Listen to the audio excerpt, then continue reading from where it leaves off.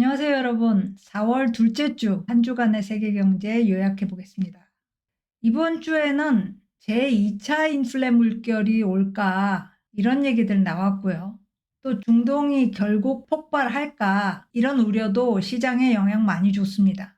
자, 현 상황에 대한 판단이 이랬다 저랬다 바뀌면서 시장이 혼돈에 빠진 양상을 보였어요. 다우 산업평균 주간으로 2.4% 하락해서 1년 만에 최대 주간 하락폭 기록했습니다. S&P 500, 나스닥도 한 주를 하락 마감했고요. 그냥 하락만 한 게 아니라 월요일은 횡보했고 화요일 다시 올랐다가 수요일에는 크게 하락했다가 이날 물가지표 나왔죠. 그런데 다시 목요일에는 대반등을 했다가 금요일에 가장 크게 하락해버리는 그런 주였습니다. 예측은 물론 안 됐고 해석도 쉽지 않았습니다. 자, 2차 인플레 임박한 거 아닌가 이런 얘기가 나온 배경이 있죠.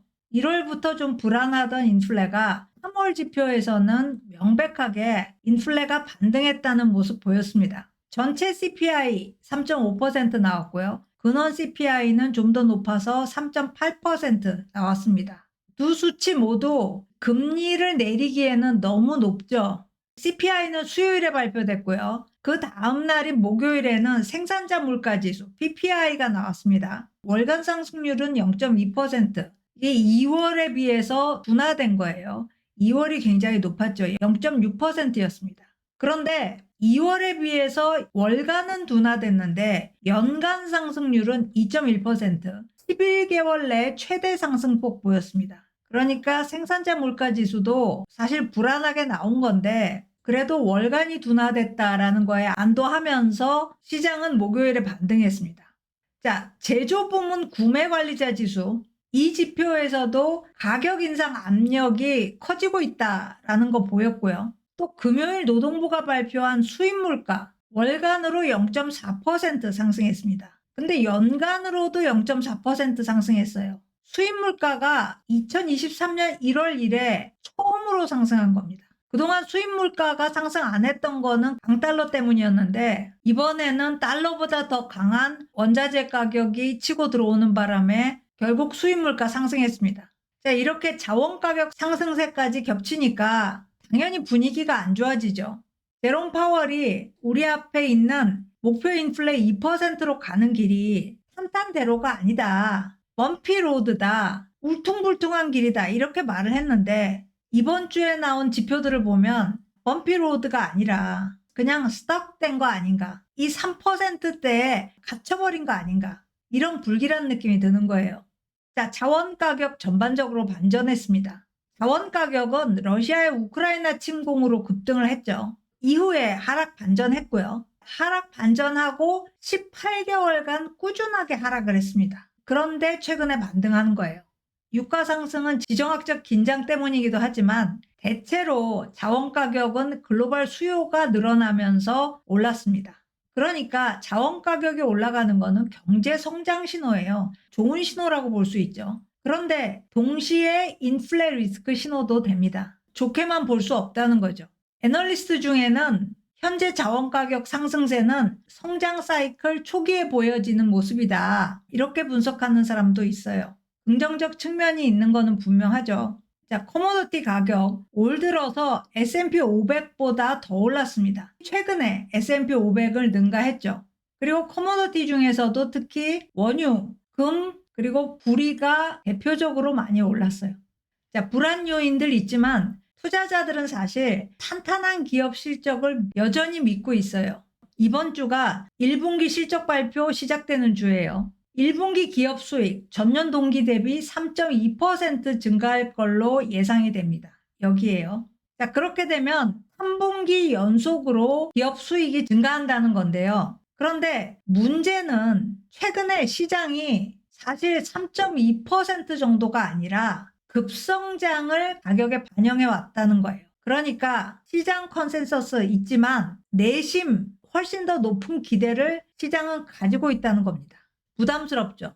현재 S&P 500의 향후 1년 포워드 주가 수익 비율 PE 레이시오는 21이에요. 여기입니다. 이번 세기 들어서 세 번째로 높은 주가 수익 비율입니다. 2000년 닷컴 버블 때 24였고요. 그리고 코로나 봉쇄 풀릴 때 22까지 올라갔습니다. 그 다음으로 높은 게 지금의 주가 수익 비율. 굉장히 높다는 얘기죠. 자, 경기가 좋기만 하다면야 이 높은 PE 레이시오 지탱 가능합니다. 근데 경기가 좋으면 문제가 있죠. 금리 인하 가능성이 줄어듭니다. 이건 좋은 게 아니죠. 자, 현재 채권 선물 시장은 올해 금리 인하가 없을 가능성을 12.5%로 가격에 반영하고 있습니다. 근데 사실 급성장도 주가에 반영됐지만 단기적 상승, 대세 상승에 대한 기대가 굉장히 큽니다. 이것 또한 주가의 부담이에요. 미국 초대형 은행들 중에 3개가 이번 주에 실적 발표를 했습니다. 금요일에 발표를 했어요. JP 모간, 시티, 웰스파고 전부 실적 좋게 나왔습니다. 예상치 상회했어요. 그런데 JP 모간이 어닝콜에서 뭐라 그랬냐면 올해 예대 마진이 하락할 것 같다. 이렇게 얘기를 한 거예요. 그러면서 주가가 금요일 6.5% 급락을 했습니다. 특별한 얘기를 한 것 같지도 않은데 장기적 상승에 대한 기대가 너무 크다 보니까 은행 실적의 기반이 되는 예대 마진이 하락할 거라는 전망이 큰 실망을 준 겁니다. JP모간 주가 최근에 상당히 많이 오르고 있었는데 하루 만에 이렇게 한 달치 이상의 상승분을 반납해버렸습니다.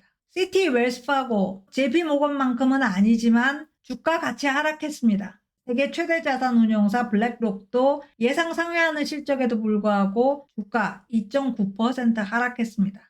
자, 그런데 이번 주에 은행은 이렇게 의문의 일패를 당했는데 에너지 업종은 상당히 많이 추천을 하고 있어요.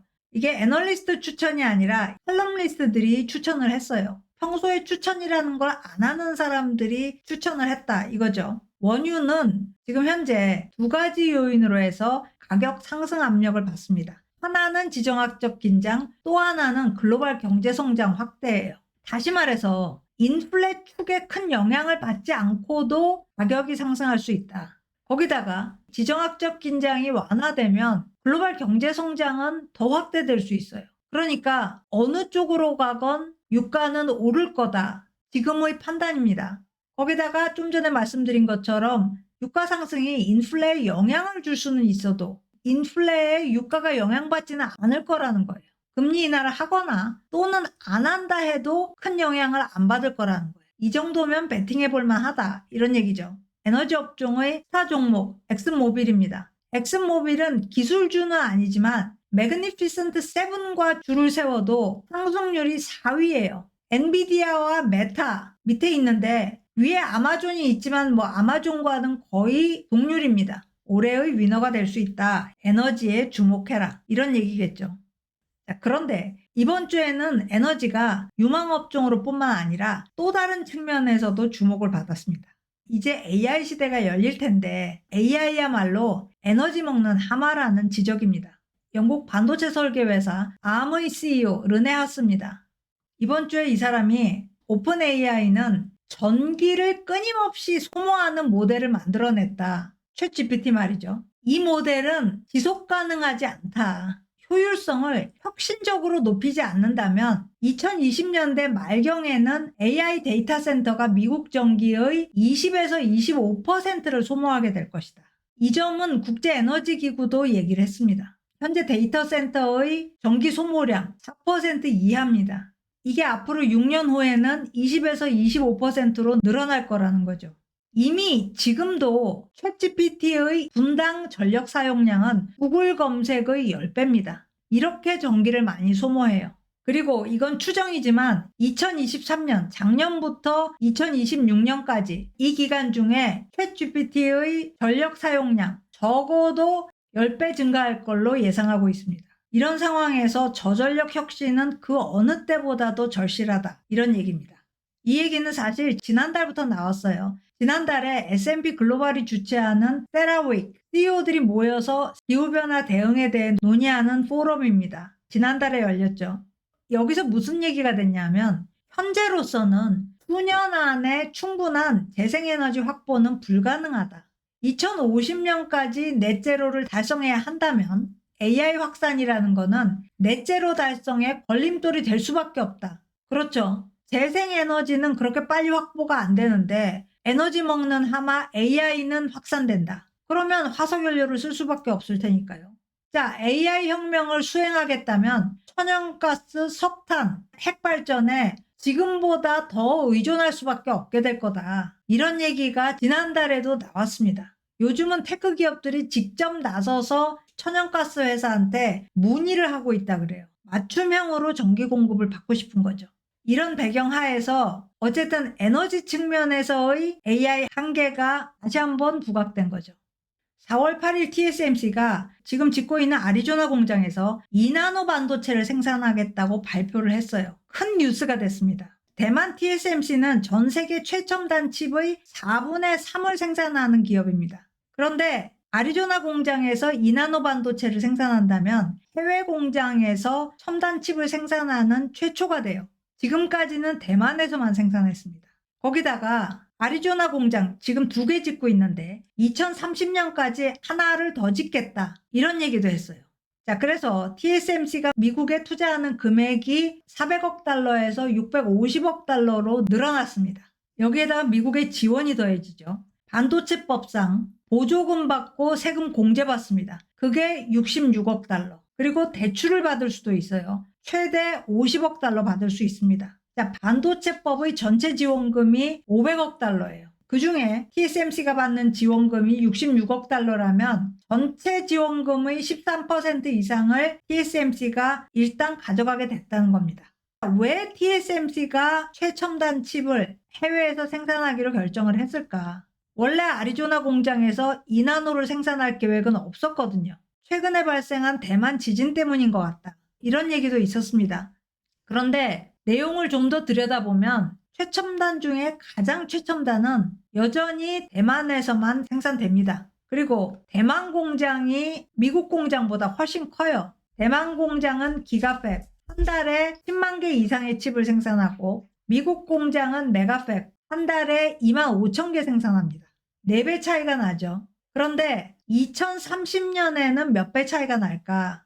이 숫자가 줄어들지는 않을 거라는 거예요. 대만 생산량을 분명히 더 빨리 늘릴 거다. 지금 이렇게 예상을 하고 있습니다.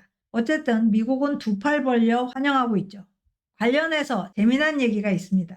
미국에서 과연 필요한 반도체 인력을 확보할 수 있을까? 지난주 SK하이닉스가 인디아나주 반도체 공장 투자 관련해서 퍼듀 대학과의 협력을 발표했어요. SK하이닉스 투자액은 39억 달러입니다. 이것도 거금이지만 TSMC의 10분의 1도 안 되는 거죠. 거의 20분의 1입니다. 그런데도 인디애나주가 받는 투자 주 역사상 최대 금액입니다. 여기서 SK하이닉스는 AI에 필요한 HBM을 생산할 거고요. 그리고 R&D 센터도 운영할 겁니다. 그러면 수백 명의 엔지니어가 필요해요. 반도체 생산하려면 한두 가지가 필요한 게 아니에요. 공장만 가지고는 턱도 없습니다. 공급망도 필요하죠. 고객도 필요하죠. 전체 생태계가 필요합니다. 그런데 그 필요한 것들 중에 가장 기본은 뭐냐? 인력입니다. 성공의 필수적이고 기본적인 조건이죠. 그런데 미국에서의 인력 확보가 전혀 녹록하지 않습니다. 자, 1990년부터 2020년까지 30년간 전 세계 반도체 생산에서의 미국 비중 37%였던 것이 12%로 쪼그라들었어요. 고용 규모도 당연히 쪼그라들었겠죠. 자, 퍼듀대 화공과는 반도체 생산 관련 과목이 개설되어 있지 않다고 해요. 갈 길이 먼 거죠. 거기다가 미국 학생들은 기회가 많습니다. 대안이 풍부해요. AI로 갈 수도 있고 컴공을 택할 수도 있고 제조에 간다고 하면 반도체가 아니라 3D 제조로도 갈 수 있죠. 미국 엔지니어들은 한 회사에서 오래 근속을 하지도 않습니다. 한국이나 대만과는 사고방식이 아예 달라요. 그러니까 SK하이닉스로는 처음부터 시작을 하는 겁니다. 2달 만에 170명 학생이 반도체 동호회에 가입했다고 합니다. 하이닉스와 퍼듀가 같이 홍보하고 같이 컨텐츠 만들고 이랬겠죠. 지금까지 반도체 과목을 복수 이수한 졸업생이 100명에 달하고 현재 2, 3학년 재학생 135명이 반도체 관련 자격증 프로그램에 등록해 있다고 합니다. 그러니까 한마디로 준비된 인력은 별로 없는 거예요. 이제 양성 단계입니다. 잘 양성해서 잘 데리고 와서 오래 근무하게 만들어야 되는 거죠. 할 일이 너무 많아요. 자, 마지막 뉴스입니다. 중국 경기가 반등하고 있다는 뉴스가 나왔는데 뭔가 아직은 불확실하다. 이런 뉴스가 한 주 사이에 연속적으로 나왔습니다. 자, 1월과 2월 데이터를 보면 인플레와 수출 둘 다 예상을 상회했어요. 인플레는 좀 올라갔고 디플레에서 탈출했고 수출은 잘 되고 있다. 이런 데이터죠. 자, 수출이 활기를 되찾으면서 과잉 생산에 대한 우려도 불식됐다. 정부는 이렇게 얘기를 했습니다. 자, 이번 주 월요일에 자넷 옐런 미국 재무장관이 중국을 방문해서 경고를 날렸습니다. 글로벌 시장이 심하게 가격 내린 중국제 물건으로 홍수가 났다.